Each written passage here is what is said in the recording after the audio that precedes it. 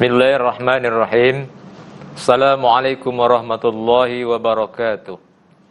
Alhamdulillahi nahmaduhu wa nasta'inu wa na'udzu billahi min sururi anfusina wa min sayyiati a'malina. May yahdihillahu fala mudhillalah wa may yudhlilhu fala hadiyalah. Asyhadu an la ilaha illallah wahdahu la syarikalah wa asyhadu anna Muhammadan abduhu wa rasuluhu la nabiyya ba'dah. Allahumma fassalli wa sallim wa barik ala Muhammadi wa ala alihi wa sahbihi ajma'in. Rabbi israh li sadri wa yassir li amri wahlul 'uqdatam min lisani yafqahu qawli. Kaum muslimin dan muslimat dimanapun Anda berada, pertama sekali mari kita bersyukur kepada Allah Subhanahu wa taala. Alhamdulillah, kita masih diberi kekuatan, kesehatan, kemampuan untuk tetap menghambakan diri kepada Allah Subhanahu wa taala. Mudah-mudahan di sisa umur kita ini bermanfaat untuk diri kita sendiri, untuk orang lain, untuk keluarga, dan untuk bangsa dan negara ini. Berselawat kita kepada junjungan Nabi besar kita Muhammad sallallahu alaihi wasallam. Allahumma shalli ala Muhammad wa ala ali Muhammad. Saudaraku kaum muslimin dan muslimat dimanapun Anda berada, dalam kesempatan ini kita akan memberikan tausiah agama tentang fungsi masjid. Kaum muslimin, sebagai dasar kita membahas tentang fungsi masjid ini, Allah berfirman dalam surah At-Taubah ayat 18 yang berbunyi, A'udzubillahi minasyaitonirrajim.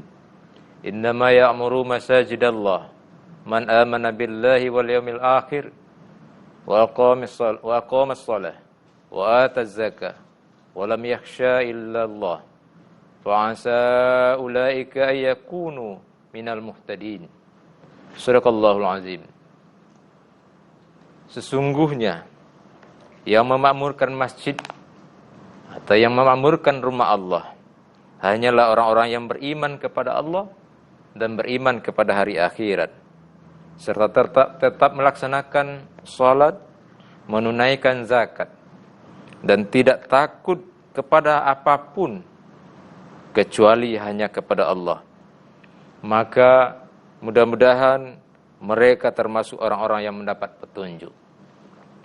Saudaraku kaum muslimin, bila kita berbicara tentang fungsi masjid pada zaman Rasulullah SAW, masjid bukan hanya sekedar tempat sholat saja, tetapi masjid sebagai pusat ibadah, sebagai pusat kegiatan umat untuk bermusyawarah dan lain sebagainya, mempersatukan umat, tempat umat muslim mengkaji ilmu, serta berfungsi sebagai pusat pemerintahan, terutama di kota Madinah di saat itu.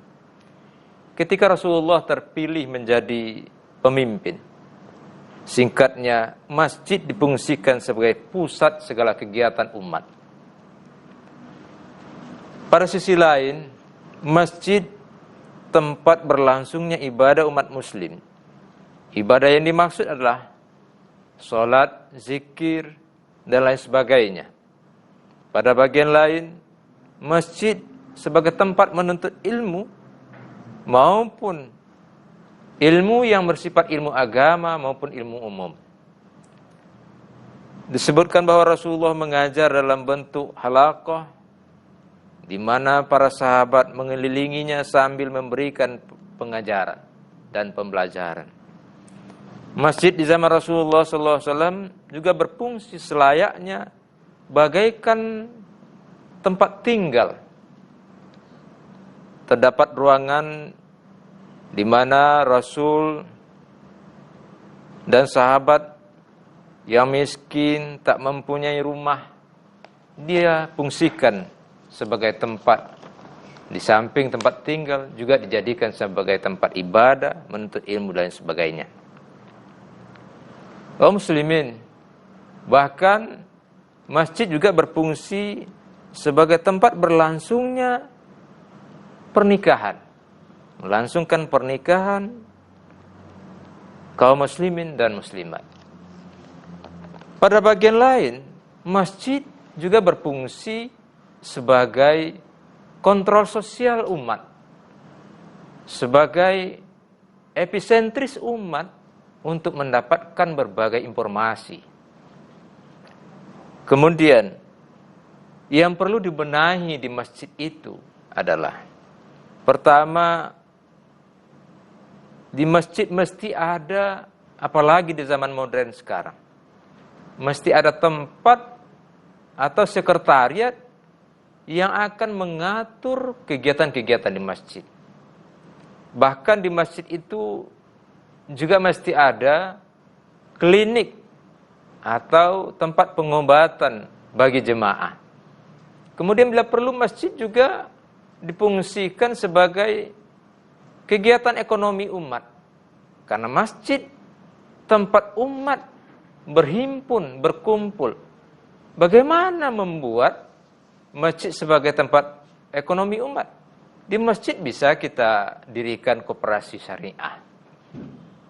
Maka di situ masjid bisa mengembangkan ekonomi umat. Pada sisi lain, masjid bisa jadi menjadi pustaka umat. Maka di samping sekretariat, klinik kesehatan, koperasi syariah, juga ada pustaka ilmu.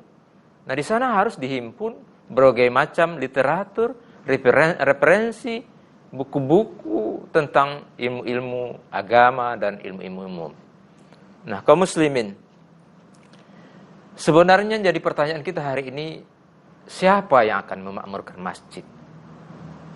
Bila kita mentelaah dan menelisik pada ayat surah At-Taubah ayat 18 tadi, bahwa kata-kata innama yang ditujukan oleh Allah, penekanannya adalah bahwa sesungguhnya orang-orang yang akan memakmurkan masjid itu, pertama kata Allah, man amana billah, yakni orang-orang yang beriman kepada Allah, yang kemudian wal yaumil akhir, orang-orang yang beriman kepada Allah dan beriman kepada hari akhirat.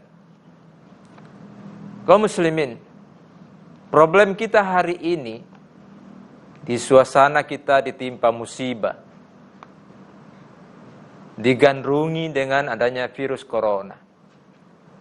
Pemerintah kita sangat perhatian terhadap masyarakatnya, terhadap negara dan bangsa. Ulama perhatian terhadap umatnya. Sehingga hari ini kita mendapatkan perintah, mendapatkan instruksi, mendapatkan fatwa untuk sementara meninggalkan masjid. Tidak berjemaah di masjid, tidak Jumatan di masjid. Bahkan terakhir keluar surat edaran dari pemerintah kita bahwa di masjid untuk tidak melaksanakan sholat tarawih berjamaah, tidak melaksanakan sholat Idul Fitri nanti secara berjamaah. Ini dalam rangka apa? Dalam rangka mengantisipasi penyebaran virus corona. Persoalannya, jemaah umat sedang bertanya-tanya. Orang lain saja lari ke masjid mendapatkan perlindungan dari Allah. Kita hari ini menjadi pertanyaan besar buat kita. Tapi inilah yang perlu kita cerna.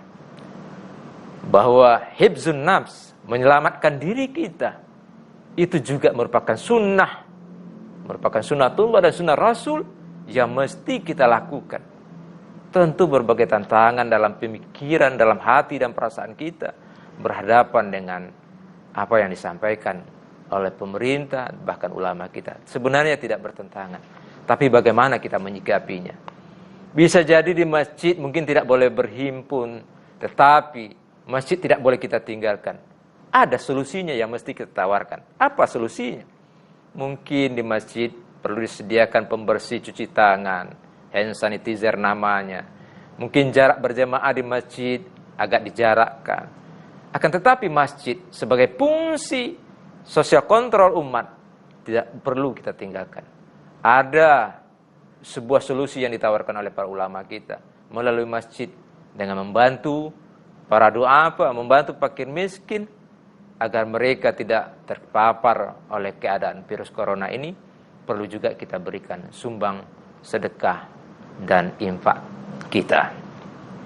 Kaum muslimin, jemaah yang dirahmati Allah, mari kita fungsikan masjid sesuai dengan fungsinya, Nah, orang-orang yang memfungsikan masjid itu banyak kriterianya. Beriman kepada Allah, beriman kepada hari akhirat, selalu mendirikan sholat, menunaikan zakat.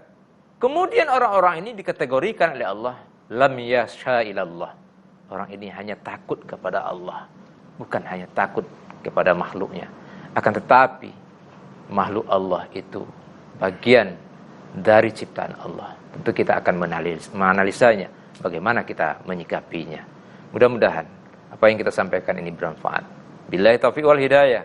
Wassalamualaikum warahmatullahi wabarakatuh.